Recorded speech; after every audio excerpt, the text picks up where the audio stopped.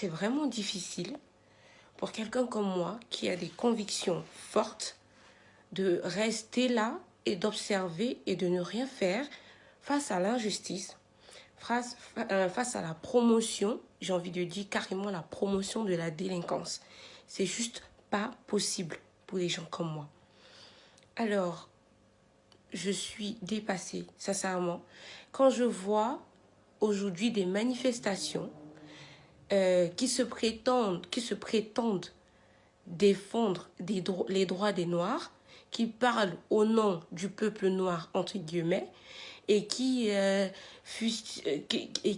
embarrassent, j'ai envie de dire, les gens qui ne se reconnaissent pas en ce qu'ils sont, en leurs idéaux, en fait. Moi, j'ai envie de dire, c'est embarrassant. Pourquoi je dis ça? Mon message, il est vraiment visé, il va véritablement vers celui qui se dit être le porte-parole de la Ligue des défenses noires ou je sais pas quoi là. Honnêtement, monsieur, laissez-moi vous dire que pour moi, vous êtes un perturbateur. Vous ne nous aidez pas. Vous n'aidez pas la communauté noire dans ce que vous êtes en train de faire. Et dans ce que vous faites, moi, en tant que noire, parce que vous voyez bien, j'ai une peau très noire, je ne me reconnais pas dans ce que vous faites. Je ne me reconnais pas dans vos idées, je ne me reconnais pas dans vos arguments, je ne me reconnais pas dans votre délinquance et je ne me reconnais pas dans les pillages, le désordre que vous organisez dans le pays, au sein de Paris, en France. Je ne me reconnais pas dans ce que vous faites.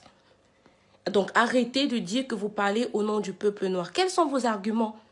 Qu'est-ce qui vous pousse à vous comporter comme des malades mentaux? Parce que moi, je vais vous dire, la plupart de vous, vous ne connaissez pas votre père. Vous ne connaissez même pas vos parents. Pour les hommes, vous vous êtes retrouvés en France parce que vous avez fui votre pays où ça n'allait pas, où c'était de la merde. Si on vous demande où votre père est, vous êtes incapable de le dire. La plupart d'entre vous, votre père est un irresponsable qui s'est contenté d'engrosser votre mère et vous êtes né. Quant aux filles, la plupart d'entre vous qui êtes partis de vos différents pays et qui se sont retrouvés ici, que ce soit des jeunes filles ou des mamans, vous vous êtes retrouvés ici par un concours de circonstances. Vous êtes arrivés à la nage, on ne sait même pas d'où vous venez en réalité.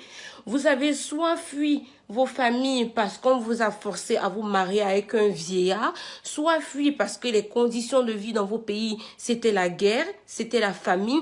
Vous êtes des réfugiés dans ce pays. Au lieu de faire profil bas, au lieu de profiter du système, au lieu de reconnaître que c'est un système qui est nettement mieux que du trou d'où vous venez, oui, je pèse mes mots. Vous arrivez ici, vous tapez, vous faites du boucan et ça crie par-ci. Oh, les Noirs ont fait ceci. Oh, vous n'avez aucun droit. Vous n'avez aucun droit. Laissez-moi vous dire ça, vous n'avez aucun droit. D'accord? La France appartient aux Français. La France appartient à ceux qui se reconnaissent dans l'identité nationale française.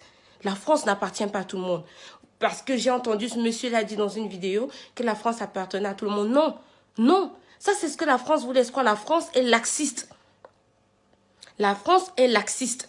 La France vous permet de dire et de faire n'importe quoi. La façon dont vous parlez à la police ici, la façon dont vous manquez de respect aux forces de l'ordre ici, vous pouvez faire ça chez vous? Vous pouvez parler comme ça à un militaire chez vous? Je défie quiconque d'aller dans son pays, vos pays respectifs, la Mali, Cameroun, Côte d'Ivoire, Sénégal. Je vous donne le défi de rentrer chez vous et de parler à la police comme vous parlez à la police en France.